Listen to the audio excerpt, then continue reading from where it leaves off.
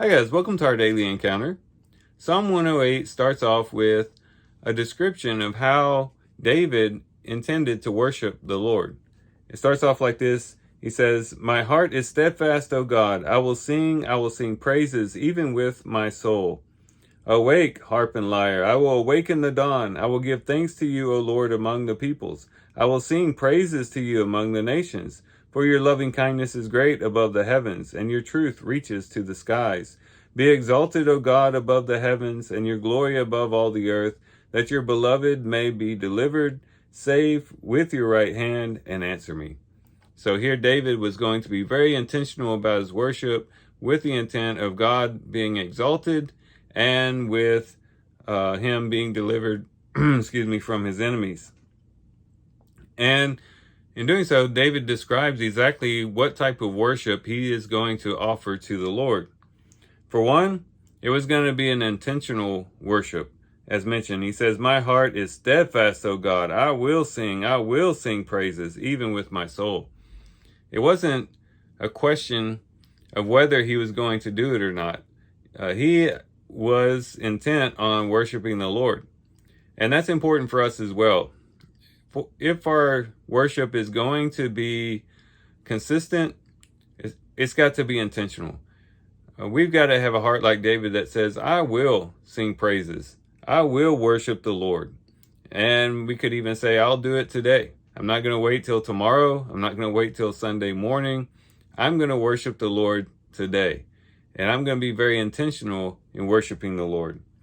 But then his worship was also going to come from the depths of his being. He says, I will sing praises even with my soul." From the depths of his heart, he was going to be lifting up this prayer to God.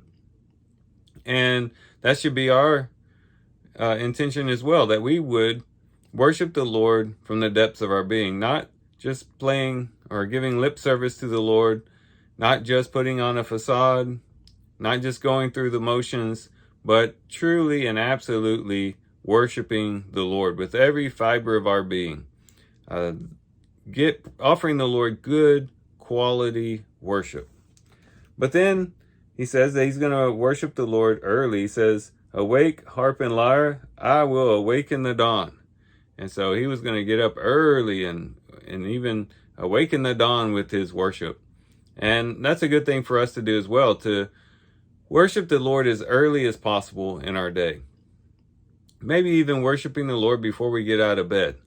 The sooner we worship the Lord, the sooner we lift our hearts up to the Lord and we set the day right, when we have our eyes fixed on heaven, fixed on the majesty and the glory of God, when we can start out our day just recognizing God's position in all the universe and showing how worthy he is of our praise, we are going to start the day off right and be able to start the day off with the proper perspective. So the earlier we can worship, the better.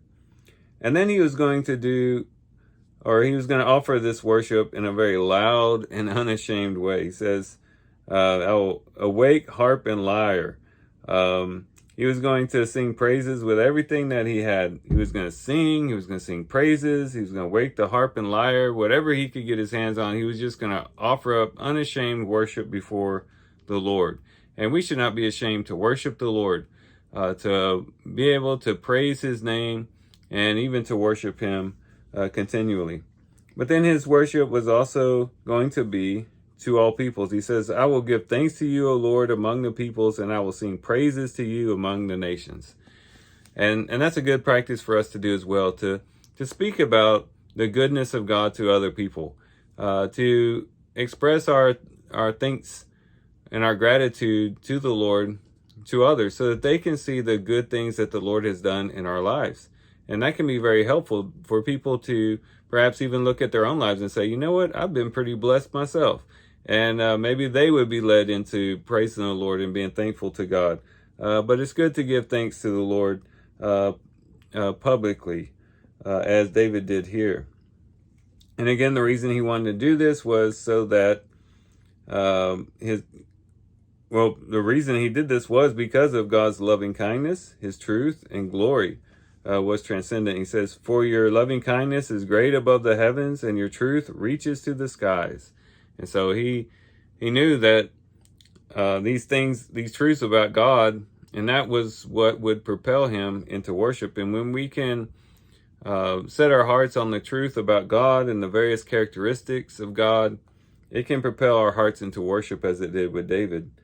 And the end result was that God would be exalted and that he would be delivered. That was what he was wanting from this worship. But David here is, again, showing us a great picture of what it means to worship the Lord and some good pointers into how to properly worship God. To be intentional about it, to do it with all of one's heart, from the depths of one's being, to do it early, to be unashamed in worshiping the Lord, and to show gratitude to God to other people and let other people know about the goodness of God. And hopefully we can put that into practice today and give God the worship that he truly desires and that he truly deserves. So with that, guys, I do thank you for watching the video today. Hope you guys have a great day. Love you guys. God bless.